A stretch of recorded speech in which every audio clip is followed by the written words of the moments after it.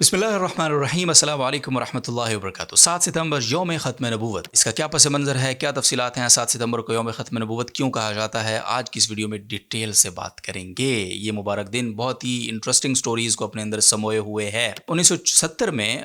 कादियानियों की हिमायत के साथ इंतखाब जीतने वाले ज़ुल्फ़िकार अली भुट्टो कैसे 1974 में उन्हीं कादियानियों के लिए मौत का फ़रिश्ता साबित हुए, बहुत ही ज़बरदस्त स्टोरी है। इसी तरह 7 सितंबर किस तरह हज़रत अमीर शरीयत हज़रत अल्लामा अताउल्लाह शाह बुखारी के लगाए गए टाइम बम के फटने का दिन है। ज़बरदस्त कहानी है, ये भी आज की इस वीडियो में इंशाअल्लाह अज़ीज़ जानेंगे। और भी बहुत सारी ख़बरें, बहुत सारी इंटरेस्टिंग बातें आज की इस वीडियो में हैं। और ख़ासकर ज़ुल्फ़िकार अली भुट्टो के आखिरी दिनों में उन्होंने अपनी इस कानून साज़ी के हवाले से, ख़त्म नबूवत के हवाले से अपनी जो कानून साज़ी उन्होंने करवाई उस पर उनकी क्या राय थी, क्या वो पशेमान थे या वो खुश थे, ये सब कुछ भी आज की इस वीडियो में तफसील से, डिटेल से और मुदल्लल अंदाज में डिस्कस करने की कोशिश करेंगे। मैं हूं मोहम्मद अब्दुल वदूद और आप देख रहे हैं अपना स्टोरी टाइम।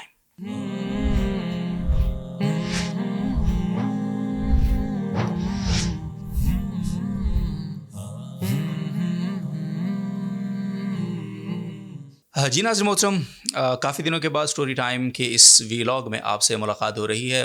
मुसलसल सफ़र और दीगर मसरूफ़ियात के सबब आपसे मुलाकात नहीं हो सकी, बहुत मिस किया मैंने भी इस मुलाकात को। लेकिन अल्हम्दुलिल्लाह एक बहुत ही मुबारक टॉपिक की वीडियो के साथ ये मुलाकात है दोबारा से। और आपने जो मेरे कुछ सफ़र थे पहले, उनके हवाले से जो मसरूफ़ियात थी, कुछ रिकॉर्डिंग्स वगैरह 6 सितंबर के हवाले से, वो आपने JTR मीडिया हाउस के ऑफिशियल यूट्यूब चैनल पर, जहाँ आप ये वीडियो देख रहे हैं, वहाँ पर आपने ज़रूर मुलाहज़ा की होंगी। 6 सितंबर हम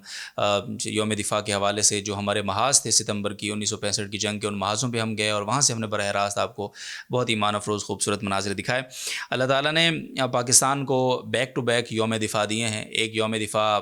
एलानिया और जो ज़ाहिरी दुश्मन है उसके हवाले से सितंबर 1965 में हमें मिला,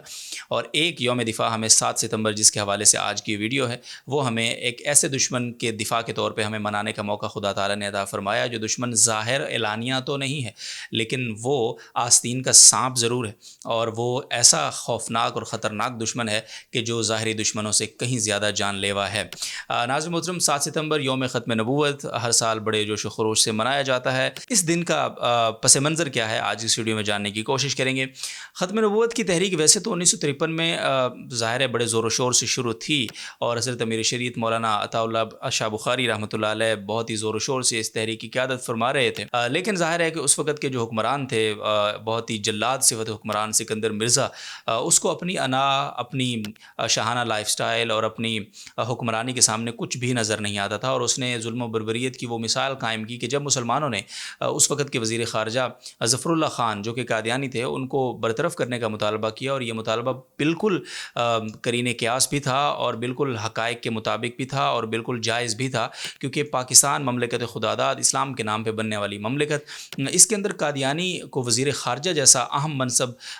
देना ये किसी भी तरह अकल के अंदर ना आने वाली बात है। और ख़ासकर ऐसे माहौल में कि जब बलूचिस्तान को कादियानी स्टेट बनाने के हवाले से आवाज़ें लगना शुरू हो गई थी, और इसी तरह से कराची के अंदर जो है वो कादियानियत के हवाले से भरपूर किस्म की कैंपेन थी, और ये कहा जा रहा था कि कराची को कादियानियत का मरकज़ डिक्लेयर करेंगे, और ज़फ़रुल्लाह ख़ान की स्टेटमेंट थी जो उस वक्त वज़ीर ख़ारजा थे।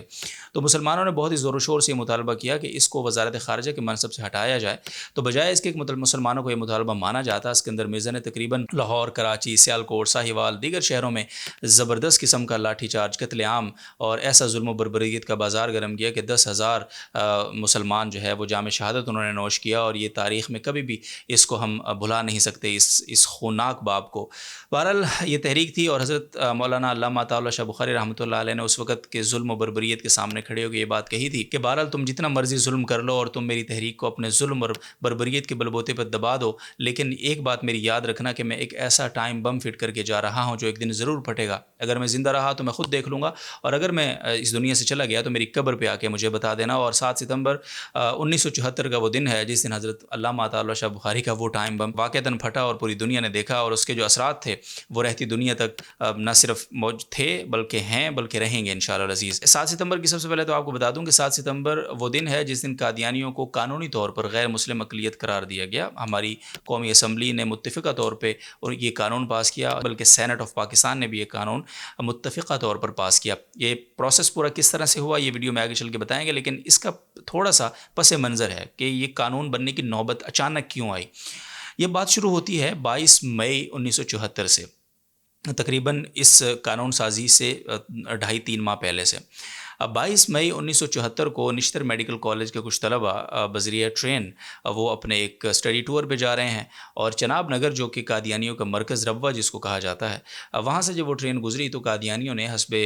سابق اپنا کچھ لٹریچر اور تبلیغ کی غرض سے انہوں نے بہت سارا مواد اور پمفلٹ وغیرہ وہ ان طلبہ کو تقسیم کیے، ان کو زبردستی تھمانے کی کوشش کی، جس پر وہ طلبہ مشتعل ہوئے، اور انہوں نے وہ نہ صرف وہ لٹریچر پھاڑا بلکہ زبردست قسم کی نعرے بازی بھی کی، اور ختم نبوت کے جو حقیقی جذبات ایک مسلمان میں ہوتے ہیں وہ انہوں نے ان کا اظہار کیا۔ بہرحال وہ چلے گئے۔ یہ 29 مئی 1974 کو جب ان طلبہ نے واپس آنا تھا تو ان کے پاس پہلے سے مخبری تھی، تو نشتر آباد ایک جگہ ہے، یہ اس چناب نگر سے پہلے ایک اسٹیشن ہے، یہاں سے ایک مخبری ہوئی، اور آگے چناب نگر میں پہلے سے ڈنڈے، کلہاڑے اور پتہ نہیں کون کون سے ہتھیاروں سے لیس قادیانی موجود تھے، اور انہوں نے ان طلبہ کو زبردست قسم کے ان کے اوپر حملہ کیا اور ان نہت طلبہ کو شدید زخمی کیا۔ تقریباً 30 سے زائد طلبہ وہاں پہ شدید قسم کی ان کی غیر حالت ہو گئی، ان کی بہت شدید زخمی ہو گئے، اور اس کے بعد ظاہر ہے کہ لاوا پھوٹ گیا، پورے ملک میں احتجاج شروع ہو گیا، مسلمانوں کے اندر ایک اشتعال برپا ہو گیا کہ یہ چند مٹھی بھر لوگ ہیں اور انہوں نے کس طرح جرأت کی مسلمانوں کو سب سے پہلے تو اپنی دعوت دینے کی، اور پھر اس کے بعد جب انہوں نے دعوت قبول نہ کی تو ان پر حملہ آور ہونے کی۔ تو اس پر اگلے ہی دن تقریباً 30 مئی کو پورا ملک جو ہے وہ سراپا احتجاج تھا، ہڑتالیں تھی، جام تھا سب کچھ، اور اس وقت حضرت مولانا یوسف بن نوری رحمۃ اللہ علیہ انہوں نے قیادت کی اس تحریک کی، اور ان کے ساتھ بہت ہی ظاہر معروف نام ہماری سیاست کا جنہوں نے قیادت کی اس پوری تحریک کی، حضرت بن نوری رحمۃ اللہ علیہ کے ساتھ مفکر اسلام حضرت مفتی محمود صاحب رحمۃ اللہ علیہ، اور حضرت مولانا شاہ احمد نورانی رحمۃ اللہ علیہ، حضرت مولانا سمیع الحق شہید رحمۃ اللہ علیہ، یہ بہت سارے نمایاں نام انہوں نے بہت زبردست انداز میں اس تحریک کو لیڈ کیا۔ بہرحال یہ سلسلہ چلتا رہا، احتجاج ہوتے رہے۔ جب حکومت نے دیکھا کہ احتجاج جو ہے وہ حد سے بڑھ گئے ہیں اور مسلمان اب قابو میں نہیں آ رہے، کیونکہ ظاہر بات ہی ایسی تھی، تو اس وقت ذوالفقار علی بھٹو جو کہ وزیر اعظم پاکستان تھے اس وقت، انہوں نے یہ معاملہ قومی اسمبلی کے سپرد کرنے کا فیصلہ کیا۔ انہوں نے 13 جون 1974 کو اپنی بجٹ تقریر کے بعد یہ کہا کہ یہ معاملہ اب قومی اسمبلی میں جائے گا، اور قومی اسمبلی اس کو جو بھی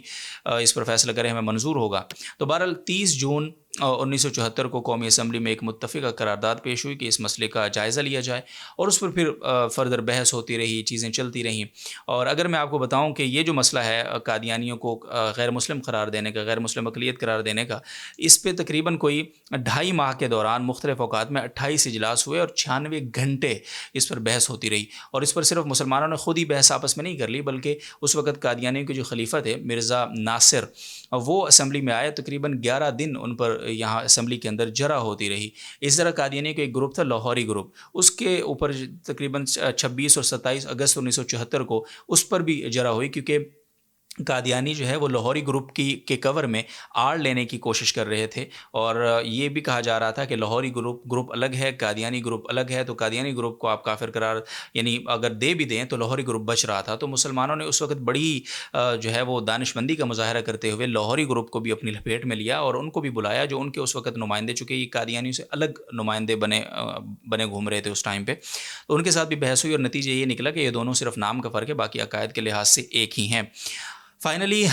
یہ پھر معاملہ قومی اسمبلی میں جس طرح میں نے کہا کہ چلتا رہا، اور پھر جناب ذوالفقار علی بھٹو وزیر اعظم پاکستان، انہوں نے 7 ستمبر 1974 کا جو دن ہے وہ مقرر کیا قومی اسمبلی میں فائنل بحث کے لیے کہ اس دن فیصلے کا دن ہے، یہ فیصلہ کن دن ہے، اور اس دن جو ہے جتنی بھی اب تک کارروائی ہوئی ہے اس کارروائی کے نتیجے میں قومی اسمبلی کے اندر ووٹنگ کروائی جائے گی، اور قادیانیوں کو غیر مسلم قرار دینے یا نہ دینے کا فیصلہ ہوگا تاکہ یہ بحث اپنے اختتام کو پہنچے۔ بہرحال اس حوالے سے قومی اسمبلی میں اس وقت کے جو وزیر قانون تھے جن کا نام عبدالحفیظ پیرزادہ، انہوں نے بہرحال وہاں پہ بل پیش کیا۔ اس کے بعد جناب وزیر اعظم پاکستان اس وقت کے جناب ذوالفقار علی بھٹو، انہوں نے آدھے گھنٹے کی ایک بڑی ہی زبردست زوردار قسم کی تقریر، بلکہ ان سے پہلے قائد حزب اختلاف جناب مفکر اسلام مفتی محمود رحمۃ اللہ علیہ نے اس بل کی تائید کی اور حکومت کو خراج تحسین پیش کیا کہ انہوں نے اس ایشو کو ٹیک اپ کیا ہے قومی سطح پہ۔ اس کے بعد وزیر اعظم نے آدھے گھنٹے کی تقریباً تقریر کی، اور اس کے بعد ووٹنگ ہوئی۔ ہوئی. قومی اسمبلی کے اندر ووٹنگ جب ہوئی تو 130 ووٹ اس قرارداد کے اس بل کے حق میں آئے, یعنی اس بل کو پاس کیا جائے, اور 130 ہی ارکان موجود تھے, یعنی کوئی ایک ووٹ بھی اس کے خلاف, اس بل کے خلاف کسی نے نہیں دیا. تو گویا یہ متفقہ طور پہ یہ بل قومی اسمبلی سے پاس ہو گیا. اس کے بعد اسی دن تقریباً 7:30 بجے, شام 7:30 بجے سینٹ میں یہ بل گیا, کیونکہ آپ کو پتہ ہے قومی اسمبلی میں اگر بل پاس ہو جائے تو پھر اس کے بعد سینٹ سے بھی اس کا پاس ہونا ضروری ہے قانون بننے کی جو تقاضے ہیں ان کے حوالے سے. لیکن اسی دن یہ حکومت کی اس وقت کی نیک نیتی تھی, اور ان کی وہ اس میں سنسیئر اور یعنی مخلص تھے کہ اس بل کو ہمیں کسی کنارے لگانا ہے. تو اور پھر ظاہر سی بات ہے پیچھے ایک مخلص مذہبی قیادت موجود تھی ماشاءاللہ, ان کی مخلصانہ کوششیں, کاوشیں, دعائیں تو وہ شامل تھیں. تو اسی دن یہ بل قومی اسمبلی سے پاس ہونے کے بعد تقریباً 7:30 بجے سینٹ سے پاس ہوا, اور 8 بجے ریڈیو پاکستان نے یہ اعلان کیا کہ قادیانی جو ہے ان کو متفقہ طور پہ دونوں جو پارلیمنٹ یعنی قومی اسمبلی اور سینٹ دونوں بڑے ایوانوں نے متفقہ طور پہ کافر قرار دے دیا ہے, غیر مسلم قرار دے دیا ہے. اور یہ میں آپ کو بتاؤں کہ سینٹ میں بھی اس بل کو متفقہ طور پر پاس کیا گیا, وہاں بھی کسی نے اس بل کو اپوز نہیں کیا. اب میں آپ کو بتاؤں اس بل کے اندر جو ایز اٹ از جو الفاظ ہیں وہ آپ کو پڑھ کر سنا دیتا ہوں. آئین کی جو ہے وہ دفعہ 106 کی شق 3 جس میں یہ کہا گیا ہے کہ قادیانی جماعت یا لاہوری جماعت کے اشخاص جو اپنے آپ کو احمدی کہتے ہیں, آئین کی دفعہ 260 اس کے تحت, یہ آگے اس کی کافی ساری تفصیل ہے, تو ان کو کافر قرار دیا گیا ہے. اور آگے آئین کی دفعہ 260 میں مزید ایک شق کا اضافہ کیا گیا کہ جو شخص محمد صلی اللہ علیہ وسلم جو کہ آخری نبی ہیں اور کہ خاتم النبیین ہونے پر قطعی اور غیر مشروط طور پر ایمان نہیں رکھتا, یا جو محمد صلی اللہ علیہ وسلم کے بعد کسی مفہوم میں یا کسی قسم کا نبی ہونے کا دعویٰ کرتا ہے, یا جو کسی ایسے مدعی کو نبی یا دینی مصلح تسلیم کرتا ہے, وہ آئین یا قانون کے اغراض کے لیے مسلمان نہیں ہے. یہ قانونی زبان ہے, ظاہر سی بات ہے. تو اس طرح سے پھر یہ قانون متفقہ طور پر پاس ہوا. اب آ جاتے ہیں آگے اور امپلیمنٹیشن, اس کے امپلیمنٹیشن کے حوالے سے اس میں یہاں ایک چیز اور بتا دوں کہ اس قانون کے اندر قومی اسمبلی کی 2 سطحوں پہ, یعنی ایک تو قادیانیت کا جو علمی لٹریچر تھا ان کا, جو کتابی لٹریچر تھا ان کا جتنا بھی, اس کے حوالے سے قومی اسمبلی کے اندر قانون سازی میں خصوصی معاونت کی شیخ الاسلام مفتی محمد تقی عثمانی دامت برکاتہم نے اس وقت 1974 میں. اور جو ان کا سیاسی منظرنامہ تھا سارا, اور جو ان کی سیاسی چال بازیاں اور چالاکیاں تھیں, ان کے حوالے سے حضرت مولانا سمیع الحق شہید رحمۃ اللہ تعالیٰ علیہ نے جو ہے وہ بڑا زبردست کردار ادا کیا اور بہت زبردست معاونت کی قومی اسمبلی کی اس قانون سازی کے اندر. ناظرین محترم, یہاں پہ میں آپ کو ایک بات یہ بھی بتا دوں کہ جب ذوالفقار علی بھٹو جیل میں چلے گئے بعد میں, اور تقریباً ان کی 323 دن غالباً وہ جیل میں رہے, اور اس دوران کرنل رفیع الدین انہوں نے کتاب لکھی ہے ذوالفقار علی بھٹو کے وہ جو جیل کے اندر گزرے دن تھے ان کے حوالے سے, بھٹو کے آخری 323 دن از کرنل رفیع الدین. اس میں وہ لکھتے ہیں کہ بہت ساری باتیں بھٹو صاحب وہاں پہ کیا کرتے تھے. ایک دن انہوں نے احمدیہ مسئلے پہ گفتگو کی اور کہا کہ رفیع, یہ لوگ چاہتے ہیں کہ ہم ان کو پاکستان میں وہ مرتبہ دیں جو یہودیوں کو امریکہ میں حاصل ہے, یعنی ہماری ہر پالیسی ان کی مرضی کے مطابق چلے. یعنی بھٹو صاحب یعنی ان کو یہ ادراک تھا کہ قادیانی اصل میں ہیں کون, کیا ہیں, چاہتے کیا ہیں. اور اس کا اندازہ تو 1953 میں آپ لگا لیجئے نا کہ بلوچستان کو قادیانی اسٹیٹ کی بنانے کی ساری کاوشیں شروع ہو گئی تھیں, اور کراچی کو قادیانی مرکز بنانے کی کاوشیں شروع ہو گئی تھیں, اور وزارت خارجہ تک کا منصب جو ہے وہ قادیانیوں کو حاصل تھا ظفر اللہ خان کی صورت میں. اس میں ایک چیز اور یہ کہ جس طرح میں نے انٹرو میں اپنے کہا کہ یہ کیسے ممکن ہوا کہ 1970 میں جو ذوالفقار علی بھٹو تھے وہ قادیانی کی انہوں نے حمایت لی تھی اپنے انتخاب میں, اور 1974 میں انہوں نے ہی قادیانیوں کو غیر مسلم قرار دینے میں بڑا کلیدی کردار ادا کیا. تو یہاں سمجھنے کی کیا بات ہے, اس میں ہمارے لیے ایک سبق ہے بنیادی طور پہ کہ اگر علماء کرام طریقے سے, سلیقے سے اور مخلصانہ بنیادوں پر متفق ہو کر, متحد ہو کر حکمرانوں کو اگر ان کی غلطیوں کا احساس دلائیں اور ان کو حقیقی مسائل کا ادراک دلانے میں کامیاب ہو جائیں اور ان کو یہ بات باور کرانے میں کامیاب ہو جائیں کہ یہ مسئلہ پاکستان کے لیے نقصان دہ ہے، وطن کے لیے نقصان دہ ہے، امت مسلمہ اسلام کے لیے نقصان دہ ہے، تو کوئی وجہ نہیں ہے کہ حکمران چاہے وہ ظاہری طور پر جتنا ہی دنیا دار ہو، اگر ہم اور کھلے الفاظ میں کہیں کہ ظاہری طور پر وہ جتنا بھی گناہ گار لگ کیوں نہ رہا ہو، کیونکہ ہم کسی کو گناہ گار ڈکلیئر کرنے والے کون ہوتے ہیں، تو وہ بھی جو ہے ہماری بات کو تسلیم کرے گا، مانے گا، چہ جائے کہ ہم اس کے حوالے سے اپنے طور پر ہی بہت ساری کیا سارائیاں کر لیں اور کہہ لیں کہ جی نہیں یہ تو پتہ نہیں اس کی لابی ہے، یہ تو یہ لابی ہے، یہ تو فلاں ہیں، یہ تو ان کا حامی ہے، یہ تو 10 طرح کی چیزیں. تو یہ ہمارے پاس ایک مثال اور ایگزامپل ہے کہ اگر ذوالفقار علی بھٹو جس نے 4 سال پہلے ہی نہیں قادیانیوں کی حمایت لی تھی انتخابات میں، اگر وہی ذوالفقار علی بھٹو 1974 میں ان کو قادیانیوں کو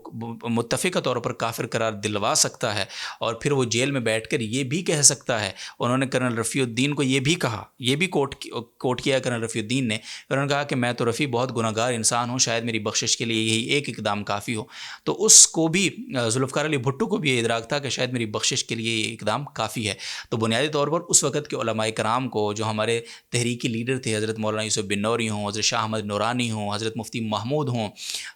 حضرت غلام غوث ہزاروی ہوں، دیگر جتنے بھی حضرات تھے، ان کو سلام ہے، ان کو سلوٹ، اللہ تعالیٰ ان کی قبروں پہ کروڑ رحمتیں برکتیں نازل فرمائے. تو اس طرح سے یہ 2 یوم دفاع بیک ٹو بیک، ایک 1965 میں ہمیں ملا الحمدللہ، اور ایک پھر اس قادیانی فتنے کے خلاف ہمیں دفاع اور بند باندھنے کا موقع ملا 7 ستمبر 1974 کو. 6 ستمبر یوم دفاع پاکستان، 7 ستمبر یوم دفاع ختم نبوت. تو الحمدللہ آج کا دن بہت ہی مبارک ہے اس حوالے سے. اس لیے ہمیں آئندہ بھی جتنے بھی پاکستان کے اندر قانون سازیوں کی جتنی بھی ضرورت ہے، مذہبی حوالے سے، فرقہ واریت کے خاتمے کے حوالے سے، تو اس میں بھی ہمیں علماء کرام کو مل بیٹھ کر ایک کلیکٹیو جو ہے وہ ایفرٹ کے ساتھ آگے بڑھنا چاہیے، حکمرانوں کے ساتھ سلیقے اور جو بھی اس کے تقاضے ہیں ادب و آداب کے، ان کے بجائے تقریروں کے، بجائے نعرے بازی کے، ان سے بات کرنی چاہیے، ان کو سمجھانا چاہیے، تو ضرور ان کی سمجھ میں بات آئے گی اور انشاءاللہ ہم اپنی جو ہمارے کنسرنز ہیں ان کو منوانے میں کامیاب ہوں گے. تو ناظرین محترم، یہ اس مختصر سی